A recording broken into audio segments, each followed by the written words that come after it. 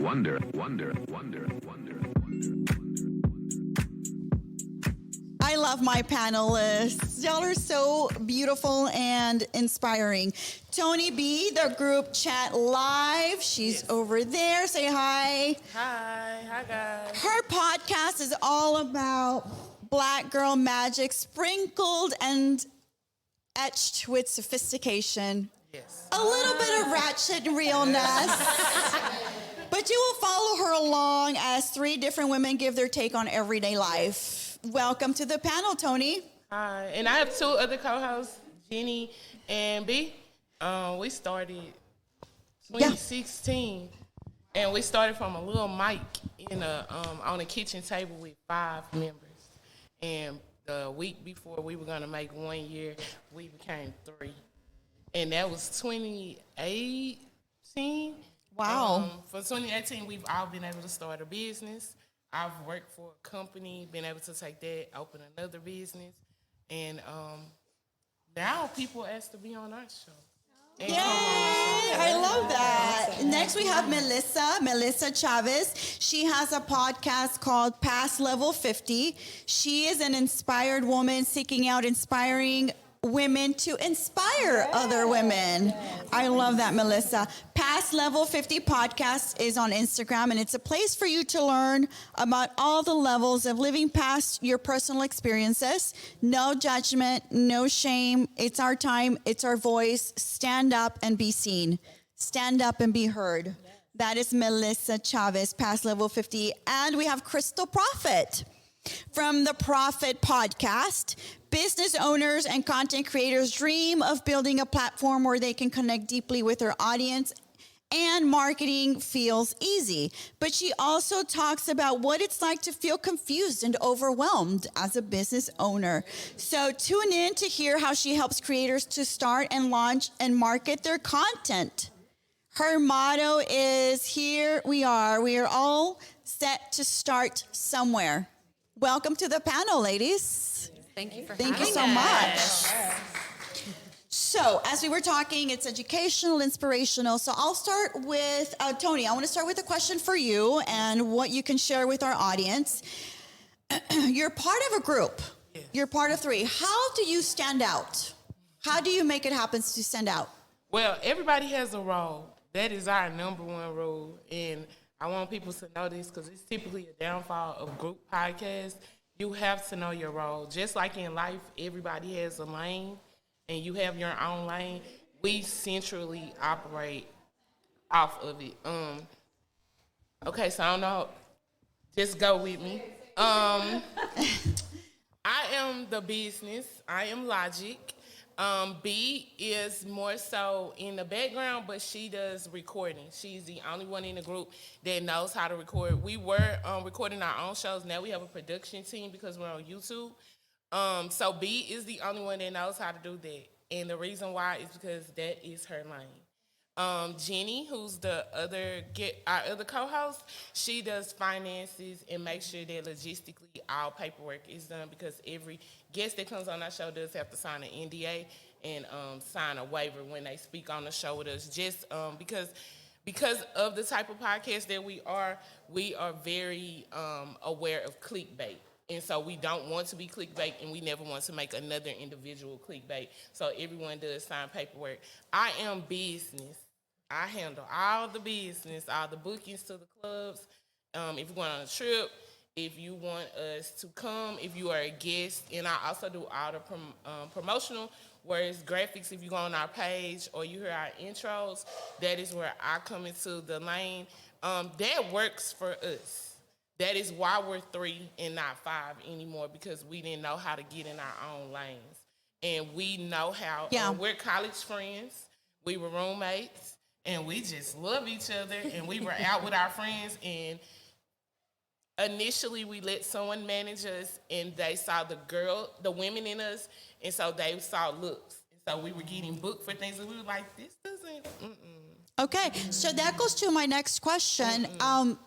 How do you know if something, like if a guest fits your brand or fits, the vision of your podcast? How do you go about finding those guests? So typically we have our own set. Most of the time we interview artists or entertainers.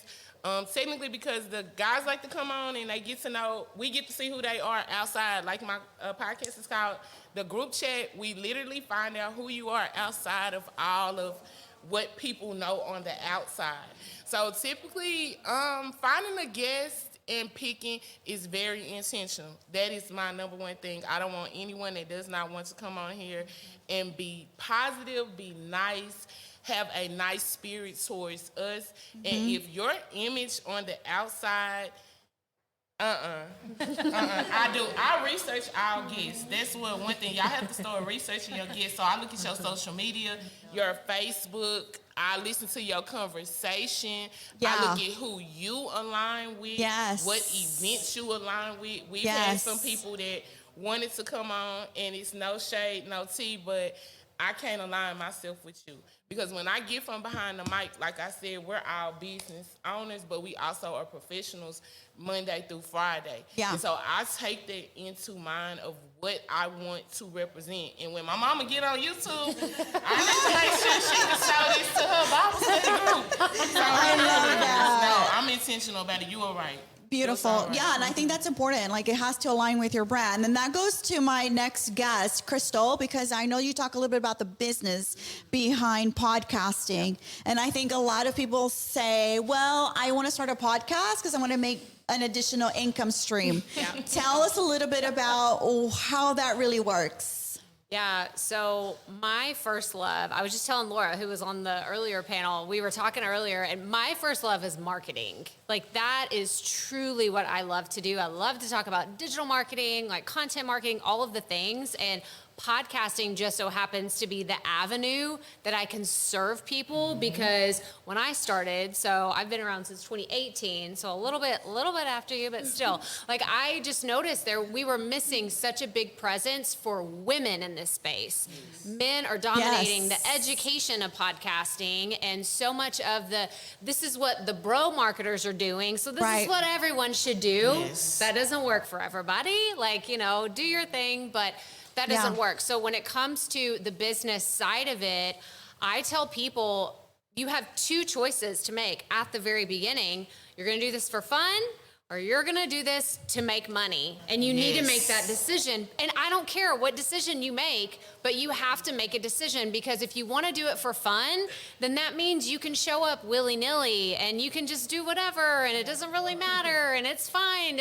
But you also can't expect to have business growth when you are treating it as something that you're not serious about. So if you do have the inclination to treat your podcast as a business, you need to treat it as a business. You need to be consistent. You need to show up, but I never said it can't be fun. So this is what I love to do. I love to blend those worlds together of making marketing fun, having so much fun, having community, and doing it with people that you love, or inviting people that you're like, I don't think I could sit down with that person in any other type of setting, but I have a podcast and I could say, would you like to come chat with me for 45 minutes and share it? Like, I've done this selfishly so many times. So just think about it this goes back to exactly what you were saying. Like, who do you want to align with? And what is the brand persona that you want to put out there? And you will be surprised that you can attract people that say, hey, I want to come on your show now. Like, it's just the power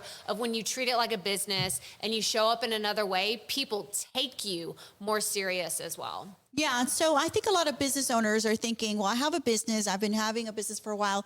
I want to incorporate podcasting into what I do as a marketing tool. Yeah. Does that make sense? 100%. Yeah. And it's actually easier if you go about it that way. And the reason why is because you likely already have your audience dialed in.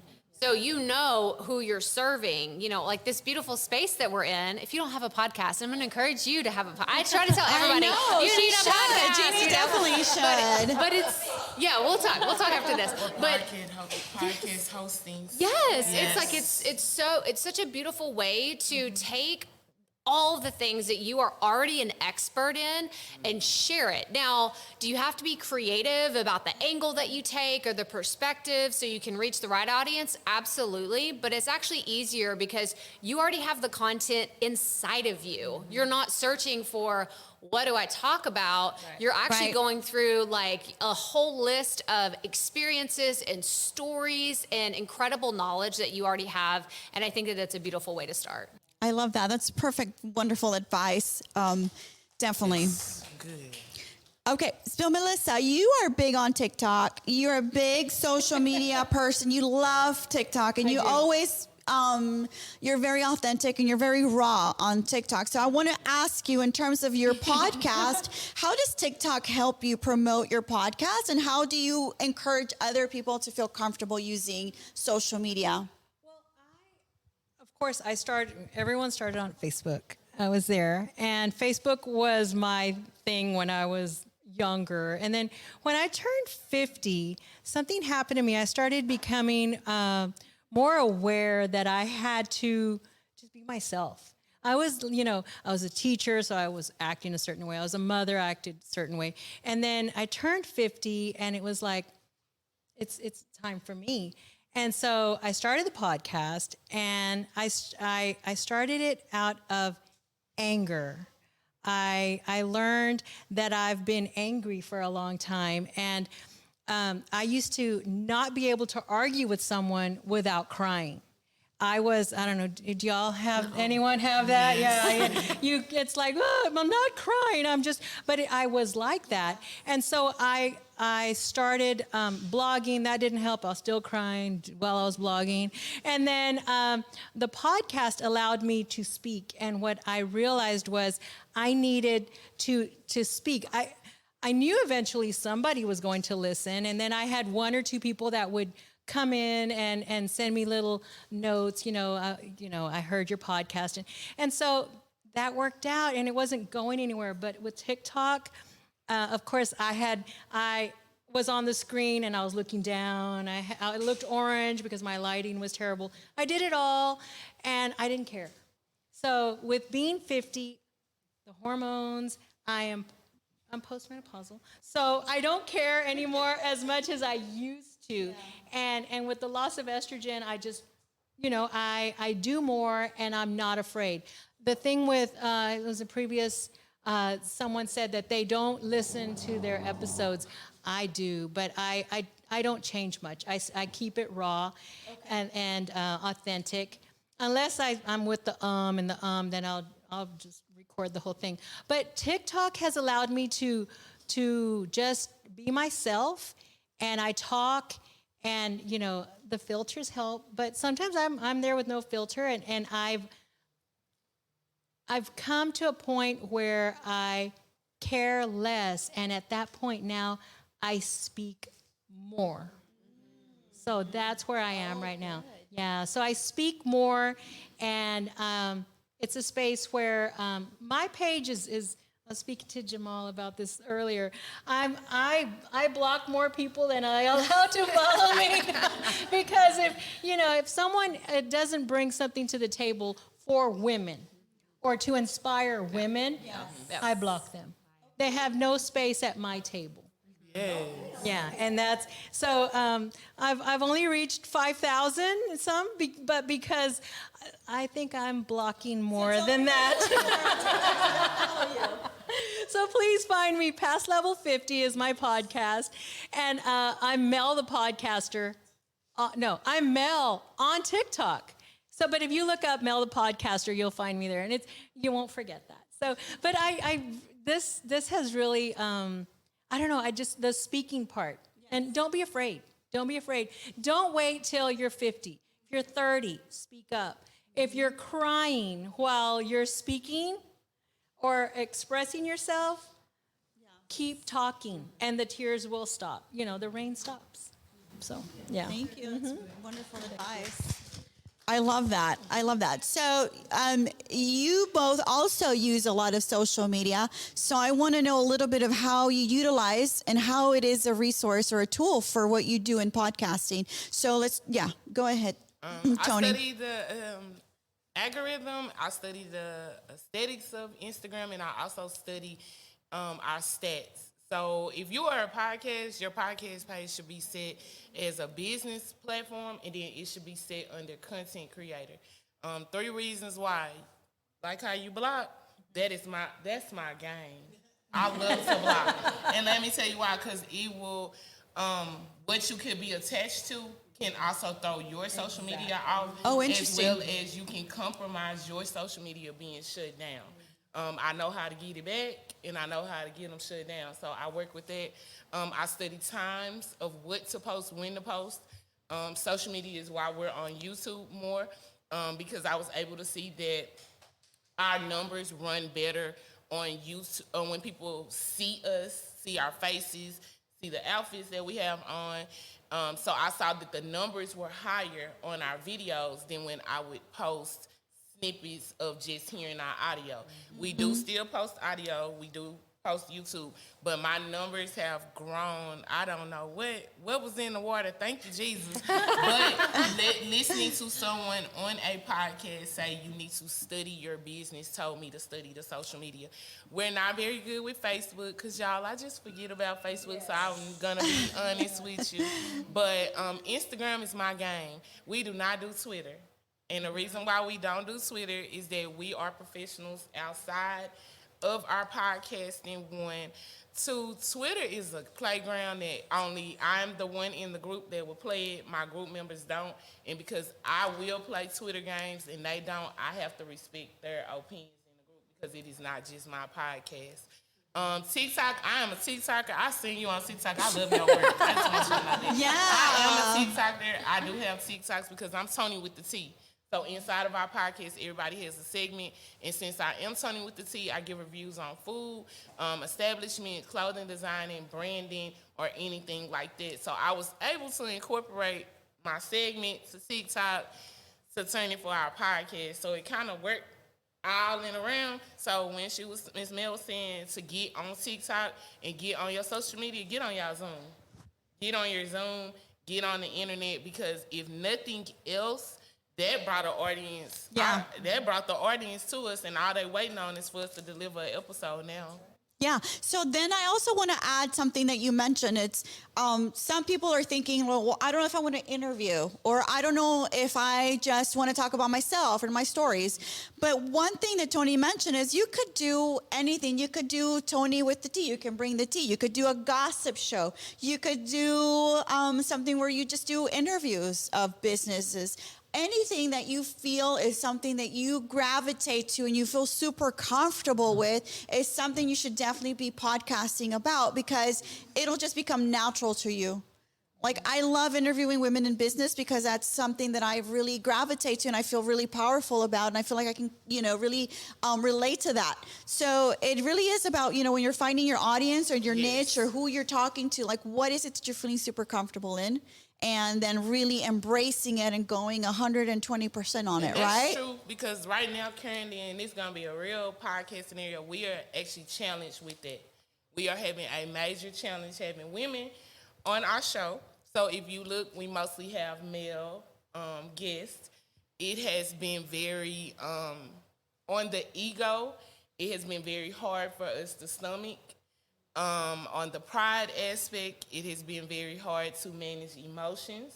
And on the business aspect, for me, just looking at the business aspect, I don't know if we're losing or if we're winning in that market.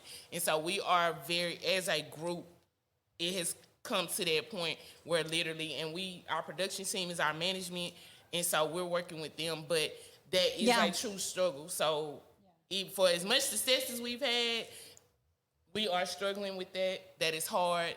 For me, being the person that booked the groups, I'm not going to lie to y'all, it has really hurt my ego, because I'm used to people coming and asking us to be on our show. I'm used to guests wanting to be on our show, and to get women that will look at the message and not respond back, to get the women that won't say anything at all, to be in a room full of women and then to meet them and not get them on the show, it can break your spirit a little bit. But the Toni part of me is like, girl, we gonna get there one day. Toni, So this it is a works. great opportunity if you Yes. want to be on her show. Hey, She's guys. here now. Yeah. By the- That's the sunny, that's the bright side and the other side. But I Yeah. learned that from social media. For Because sure. I looked at our numbers and was like, we have a lot of men watching this show. But and why we're is talking it about okay? women But let's issues. talk about that a little bit, because why are men so quick to say, "Hey, I could be on your show," but there's a lot of women that are like, "I don't know if I fit. I don't know if I have a story." They are so doubting. Oh, Krystal, let me ask you about that, because that's something you talk about also in your podcast. Why is it so difficult for a lot of us women to offer ourselves as guests? I mean, that happens so much. Men are so quick to be like, "Hey, I'll be on your show." Yeah. They may not have anything to share, but they're super confident. Yeah. I mean, Yeah. So this is what's like, up with that? you hear this fallacy, right? Of like women won't apply for a job unless they're like 70% qualified for it. And then a man will see, oh, there's like 5% that I could do on this. And they come in super confident. So it's just the dynamic. And I think that by us putting ourselves out there, we're breaking that mold and we're showing the next generation of women. We're teaching the people that are coming behind us, the people that are just starting their podcast, because everybody that's here, you're already 10 steps ahead of the next generation of content creators because you're here. You're in the game today. You're showing up. So I think that what you should do is look for shows that align with exactly the type of message that you're like, I want to do what they're doing, or I want to be a part of that movement. If you can attach your brand, so this goes back to the business piece too. If you can attach your business and your mission to a movement, it will feel like you are attached to a rocket ship, because all of a sudden it's not just you in your silo in your house or your closet with your microphone trying to record something.